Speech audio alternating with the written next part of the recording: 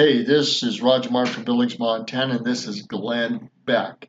This chills me to the bone. Every individual within the sound of private news and internet should spread this story. What happens if the government can't function? Congress or Senate can't function or meet. The COVID-19 effects of it, they can't meet. Glenn Beck says they should be all sent home so this doesn't happen. But this is this is an area that the Constitution hasn't got into, but this is how far we're being pushed with this virus, this disease. Pass and share this to everybody. A general will take over. He's got instructions. This is unconstitutional area, but this is what is possible.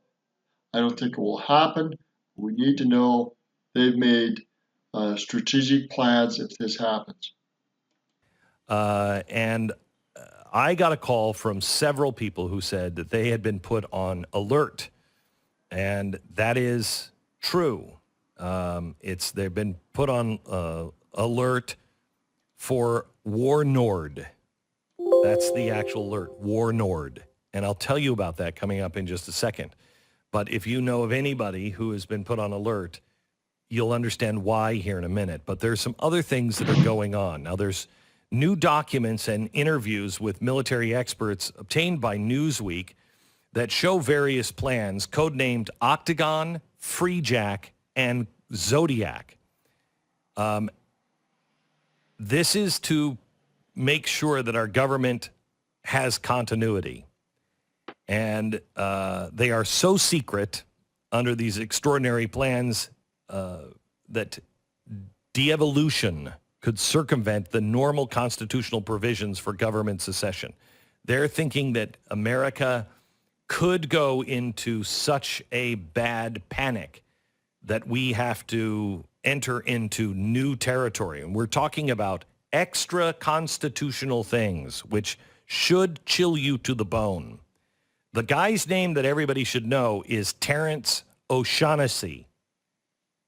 Who is Terrence O'Shaughnessy? Well, he's the guy, he's the lone survivor. In case the government goes down and no one is a constitutional successor of it, Terrence O'Shaughnessy is the general that is the combatant commander for the United States. Combatant commander for the United States, if no one is a successor. Be in charge of Washington if everything in Washington went down. They're saying now that we're in completely new territory where they don't know what to do. For instance, they're planning for a contingency if so many members of Congress come down with the coronavirus that the legislature can't meet or can't muster a quorum. If they don't have a quorum, they can't do anything. Now, the question is, so what should you do? Now, I think right now the government should be preparing to get everyone out of Washington, get every single representative and Senate back to their homes, get them into their own district. Enough of this meeting like it's 1800. Can we go to the meeting again still are the Democrats still debating this bill for the bailout? Do we have that? Apparently not. Now, this bill is, I think, finally passed today. We'll know more tomorrow. Looks like $6 trillion was finally passed. This has been 18 hours ago. Probably not.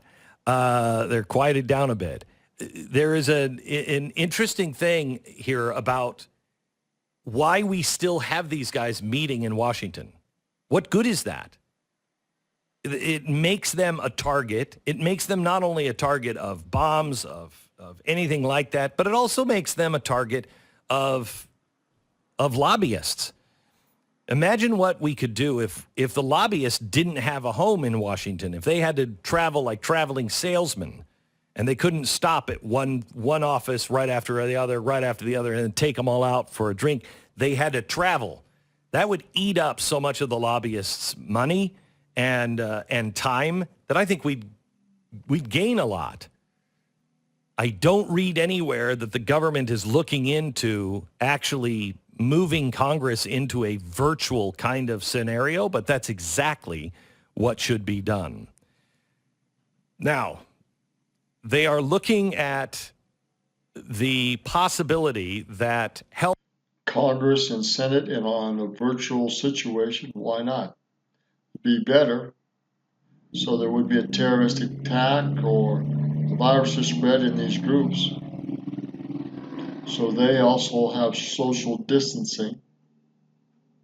help doesn't come from the outside. We've always looked at a nation where help came from the outside. In other words, a state or a city was having a problem, and the government, the federal government from the outside, one of the other states or, groups of other states could go in and help. But they're saying on this one, they don't think there will be help on the outside in the worst case scenario. So they have Con Plan 3400, the military's plan for homeland defense if America itself is a battlefield.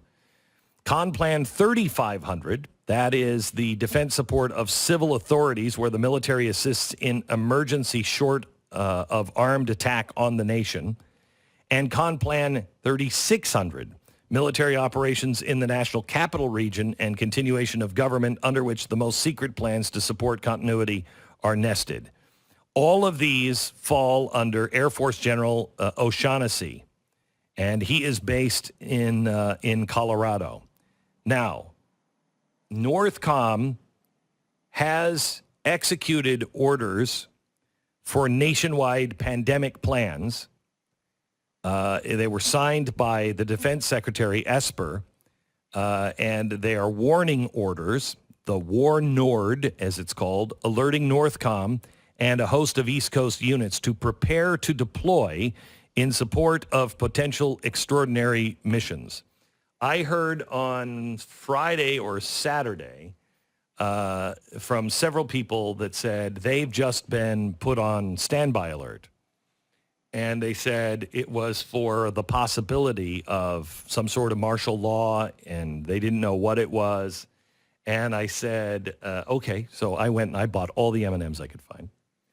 And so I'm stocked with sugar. Because if I'm going down fat and happy, man. I'm going down with a pant load of Jeez. Leave it to Glenn Beck. Oreo cookies. I don't know about you, but I'm eating again by the sleeves, and I don't have a problem with it. Anyway, so I started looking into it, and it's not for a nationwide order. It is instead for places like New York that are getting really bad, California getting really bad. And these governors stop asking for the federal government. I'm sick and tired of these governors and these mayors blaming the president. And yes, I would say this if Barack Obama was the president. It's not the president's role to call the National Guard out. The National Guard is a part of the U.S. military that is under national control unless there is a problem in the state.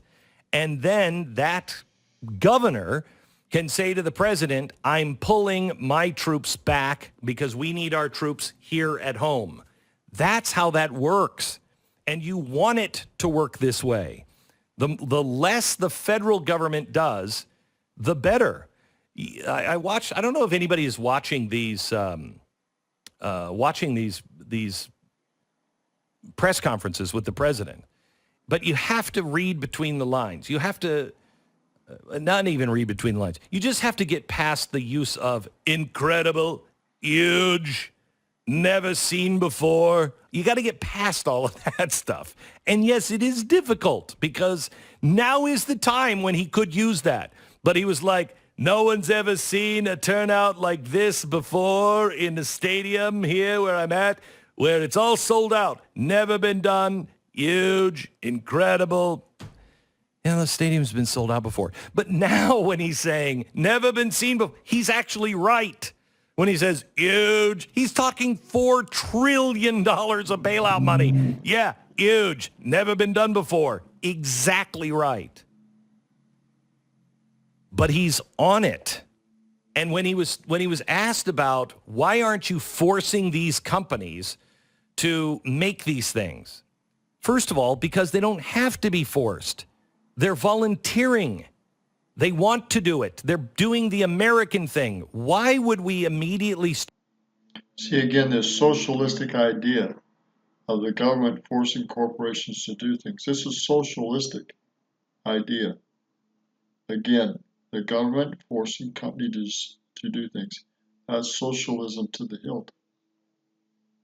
Start with, Ford, we're taking over your company. Why wouldn't we start with a phone call? Hey, Ford, we really need, your country needs you. That's the way even FDR did it. We didn't just go in and take companies over. So now there are 7 very top secret plans that are being put into place right now, just in case this whole thing comes apart. But I have great confidence that America is not going to devolve into riots across the country. We're not those people. We're better than that. We don't want a revolution. We want to go back to work. Now, the president and the GOP better understand that if they bail out the banks and they bail out big businesses and the average person can't get a loan, the average person loses their job in a small business and that small business is not getting the same kind of help that GM would get, they're going to have a real hard time getting reelected. And there could be disruptions in our civility. I hope that doesn't happen. But I think the president gets that. I'm not sure about the GOP, but I think the president really, truly gets that. We're going to leave it there. We're so close to socialist dictatorship powers, military powers. It's scary. We ought to be really alarmed and praying for the Trump. Do the right things and to get things done in a civil, military, social way, a business way, grassroots way. That's the American way. Not from the top down, but from the bottom up. And now we're working from the bottom up and the top down. And hopefully we're meeting somewhere in the middle to help both. In Jesus Christ's name, amen. Pray for the president, pray for the White Hats, pray for victory and success. We're getting really close to some really tough possible scenarios. Good day.